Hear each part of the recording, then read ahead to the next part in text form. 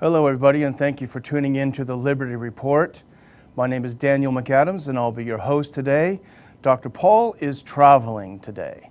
So today we are going to talk about something that is in the news and the forefront of everyone's mind today, and that is the budget battle on Capitol Hill. To break it down, we have my old friend Norm Singleton, my old colleague. We worked together in Dr. Paul's office on Capitol Hill for, I think, a good 12 years. Norm is still up there, still haunting the Hill from Campaign for Liberty. Norm, thank you so much for joining us. Thank you, Daniel. It's brings back a lot of, I don't want to say pleasant memories. Being with you and Dr. Paul and the rest of the staff was always pleasant, but these weeks of scrambling last-minute negotiations were always unpleasant. The only thing that I think we had easier than a lot of other so-called fiscal conservatives is that the leadership knew to leave us alone and not bother saying, well, if we do this, that, and the other thing, will you think your boss vote for it? And we knew that the end vote was always a no, so it didn't matter how they tried to sweeten the pie for Dr. Paul. Yep. So if you could, Norm, you've been following this very closely. Could you kind of break down how did we get to where we are today? And where are we today? We're expecting a vote on the budget. Just give us a little bit more of a background, if you can. Well, what happened was, you remember in 2011, there was a debt ceiling showdown, and it ended up with, in order to get the vote of the majority of Republican in Congress, Boehner and Obama made this deal where there'd be that super committee, and if they couldn't come up with a plan to reduce the deficit, which of course they didn't, there was sequestration.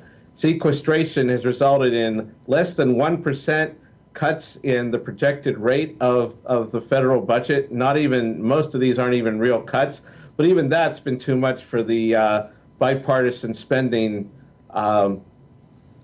caucus, big spending caucus. Mm-hmm.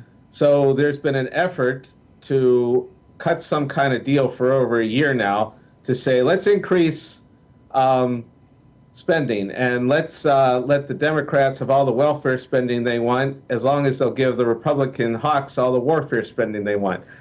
And that's basically what this deal is going to do. It's also because we're running up against the debt ceiling limit, and of course, anytime you have someone who continually maxes out on their credit cards, what any smart bank is going to do is say, well, we can't let you default on your debt, and we certainly can't expect you to live within your means. So we're going to suspend the credit limit for 2 years for you, so you can keep paying the minimum balance, and you can keep racking up debt. Right? That's what my credit card company would do for me, and I'm sure that they would do the same thing for you. So that's what this bill does for Congress. It sounds like those offers you get in the mail. Transfer your balance, no additional fees. Don't pay any interest for 2 years. Right. Just send me your bank account number, and I'll wire you $1 million. Oh, yeah. So that was part of it, and then the politics of it are interesting. The reason this is all being jammed together too is that John Boehner is retiring from Congress. He's stepping down from Speaker, I guess, next week, and he wants to clear the decks for Paul Ryan. Paul Ryan's role in this is somewhat convoluted, because while he says he hasn't been involved in the negotiations, as budget chairman, he was involved in the last time there was a deal to kick to increase spending over these so-called sequestration caps.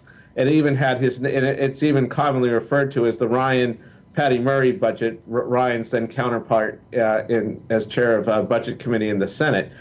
But there's been some speculation that Ryan may have been at least cheering Boehner on the sidelines. As chairman of the Budget Committee, it's very odd to have him not at least blessing the deal before it moves forward. And for a while, he was playing this game of saying, well, I'm not really for it, and I don't like the process.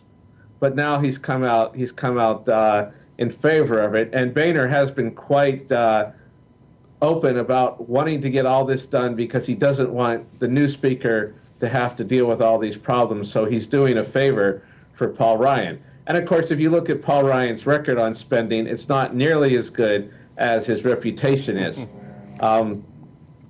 He voted for all the bad stuff during the Bush years. He is a huge war hawk, and like all war hawks, his answer to when the Pentagon and the lobbyists for Lockheed and Boeing come knocking at his door and say, we need this many trillions of dollars, is to say, are you crazy? I'm going to give you an additional $5 trillion because we need to keep America safe. Well, you know, in this deal, and we both read an excellent article this morning by David Stockman that I think broke it down very well. And I don't know if we have a graphic here, but it's very interesting that this deal that we talk about would be an increase in spending over the next 3 years of $85 billion. And then, as they usually do, they kick the can down the road, and cuts don't even start kicking in until 2020. And those are tiny ones, and then way down the road, you're supposed to get these big cuts. But as Stockman makes the point that this is assuming that the economic recovery in the U.S. will last, by the time they really start to kick in, will have lasted 123 months. He goes back in history and says there's never been an economic recovery in the U.S. to last 123 months. So this sounds like a real fantasy, doesn't it?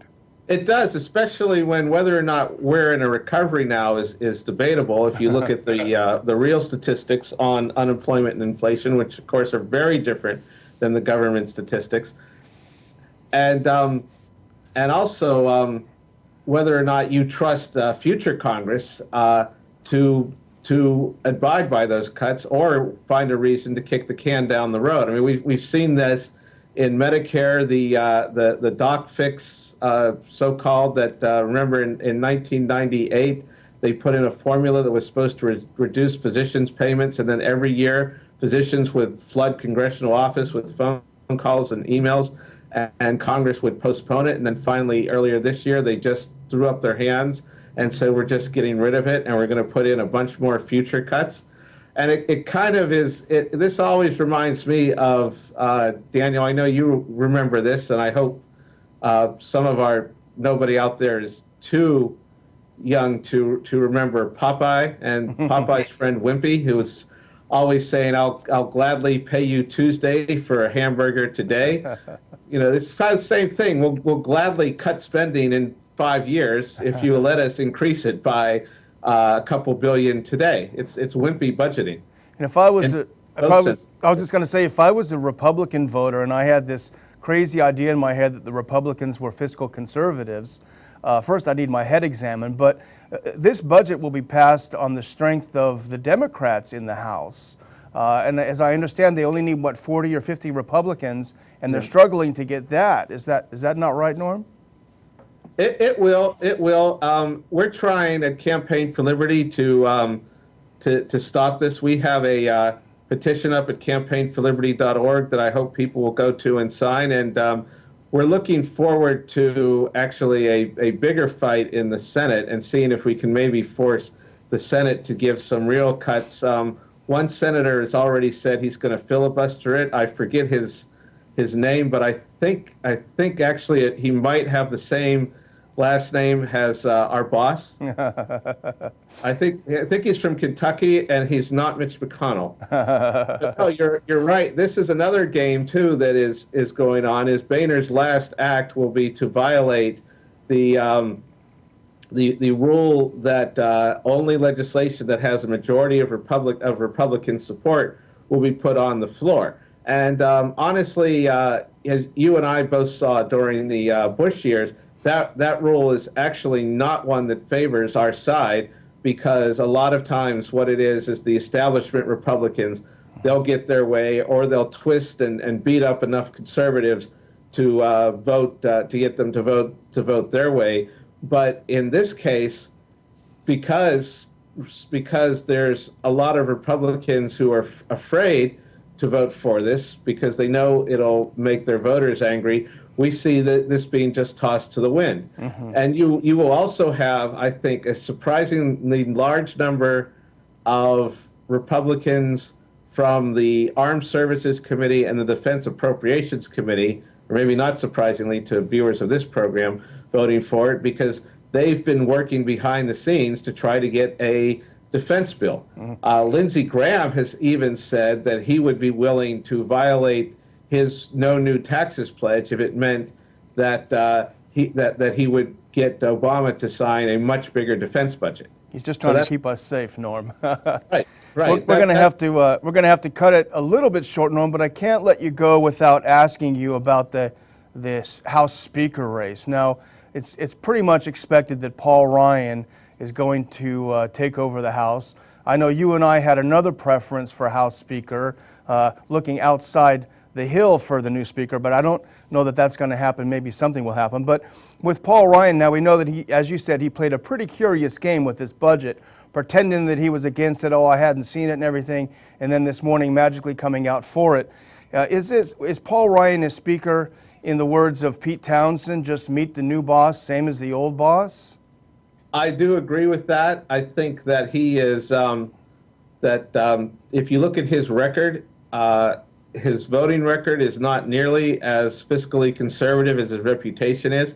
Again, he voted for No Child Left Behind, Medicare Part D, all the war spending, everything that true fiscal conservatives and certainly libertarians objected to during the Bush presidency.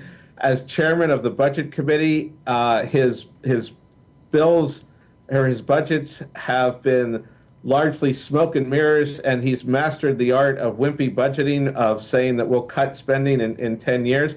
And more importantly, as Daniel, you understand spending time up there, he's basically asking for no effective challenge. He's making a bunch of promises to open up the system, but he's saying, but you have to change the rule that says that I can be removed as Speaker. You have to promise not to go to the media. And we always hear Boehner, Pelosi, Hastert, Newt, everybody who takes the Speaker's chair on their first day, they say, we're going to open up the process. I'm not going to use the Rules Committee to shut out amendments. And then within a month or two later, they've broken that promise. So I don't really hold much hope in Speaker Ryan actually changing things or moving us in a more limited government, pro-liberty direction. So it's kind of like Boehner without the tears, Norm, I guess. We're going to have to close it out, Norm, but thank you so much for joining us, breaking this thing down for us, giving us a little bit of your great wisdom and experience up there on Capitol Hill, and I hope we'll get together soon and talk again. Thank you. And I'd like to thank everybody out there for tuning into the Liberty Report today. Please come back and see us soon. YouTube.com/Ron Paul Liberty Report. Subscribe.